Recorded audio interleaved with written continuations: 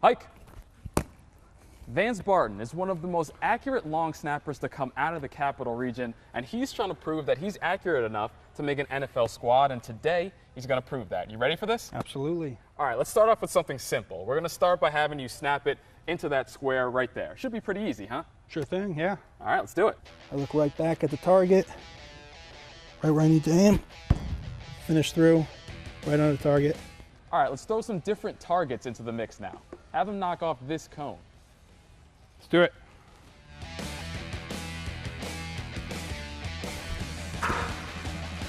There it is.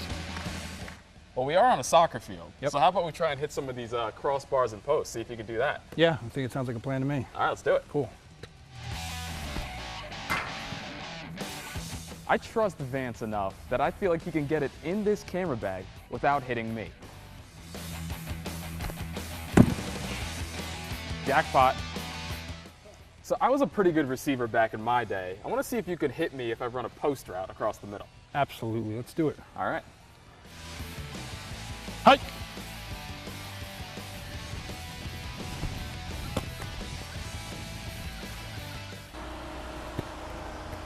All right, I think it's time to bring this up a notch. We're going to have Vance long snap the football right through this open window.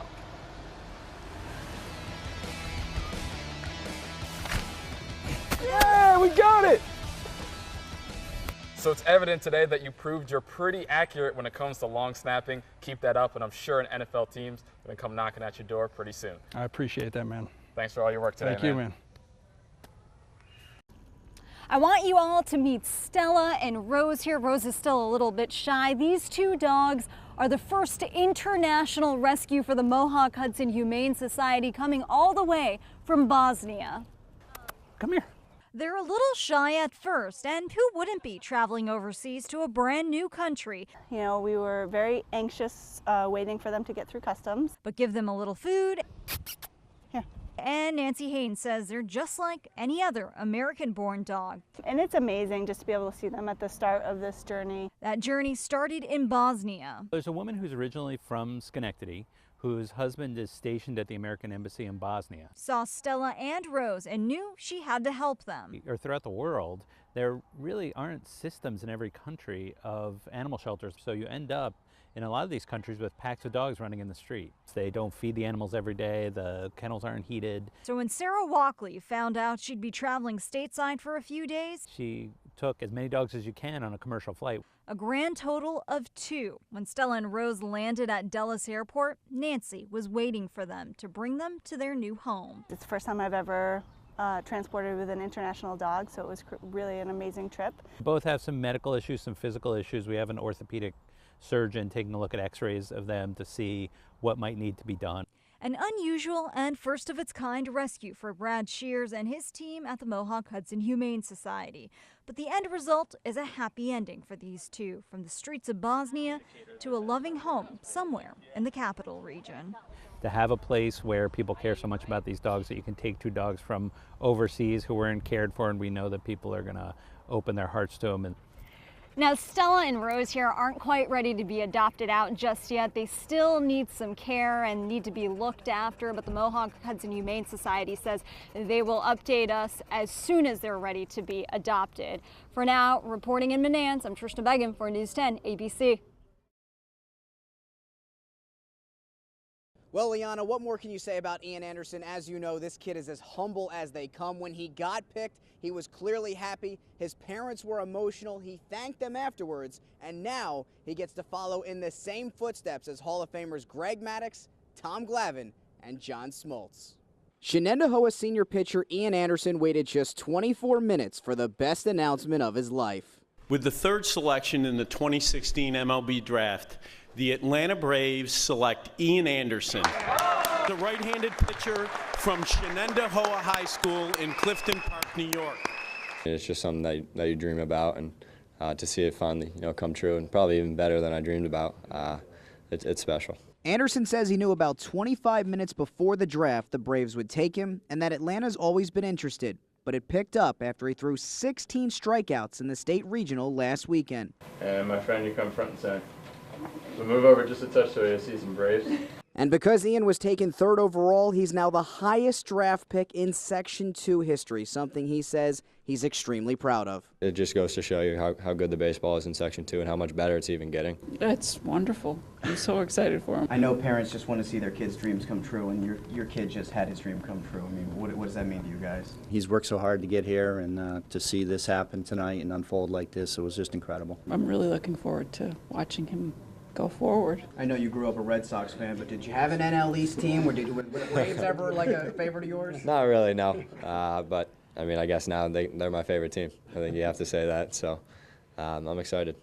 And so Ian says he's going to enjoy this tonight and tomorrow night before he's got to get ready for another baseball game at the high school level as Shen gets set to play in Binghamton on Saturday in the state semis. One more thing, though. He says he's really proud that he got to share this night with his twin brother, Ben, and he says he would not be surprised if his name gets called in the MLB draft.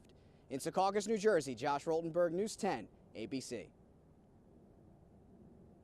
You know, Ashley Tahiri made a huge impact on everyone around her. Bill Pike tells us he just wanted to share just how special his wife Ashley was.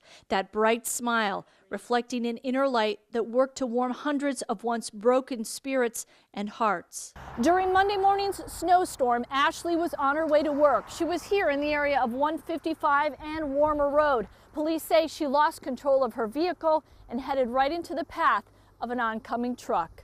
Ashley left behind her 18-year-old son Julian and Bill, her husband and companion of 2 decades.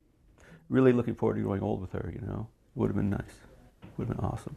Ashley has also left behind hundreds of patients whom she's helped over the years as a mental health therapist, including 9/11 first responders. She, Bill, and their then young son were living in New York City when the planes struck the Twin Towers. 9/12, if not 9/11, she was on the phone to her contact there. Can I help? And so she started working there almost immediately. She did a group for firefighters that were actually caught in the collapse. It was tough for all of us back then in the counseling unit, but she was a rock, someone you can lean on. It's amazing that it's taken away from us. I think Ashley had a tremendous love for the world, and she really helped pull everyone along on that ride. And honestly, I can't thank her enough for that. In Voorheesville, Anya Tucker, News 10, ABC.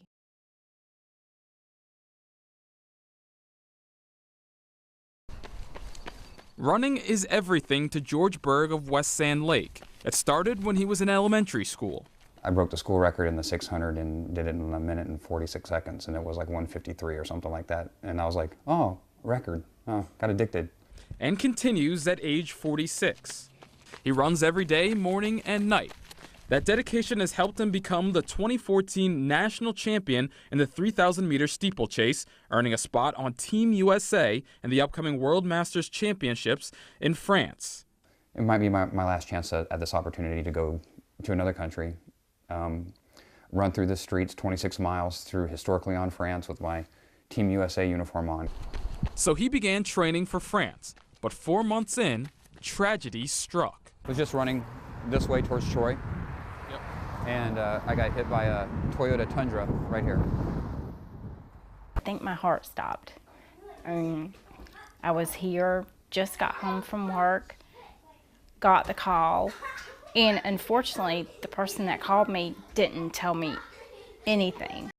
George suffered a broken arm, compression fracture to his back, and bruised ribs. And it was a little like, okay, am I ever gonna, run again? But after 3 grueling months of recovery, Berg decided to get back on his feet. And I did a mile, and I said, okay, if I can do a mile, I can do 2 tomorrow. And then the second day, I said, if I do 2 today, I can do 3 tomorrow. He then built up the courage to run by the spot where he was hit. It just fascinates me daily because I would probably give up. And I would say most people would give up, but he has a determination and drive. Now Berg is back on his normal workout routine with his goal of running in France back in sight. But to be able to run with like the best runners in the world in my age group after what happened, that would be a victory right there. The truck didn't win, so to speak. I beat the truck.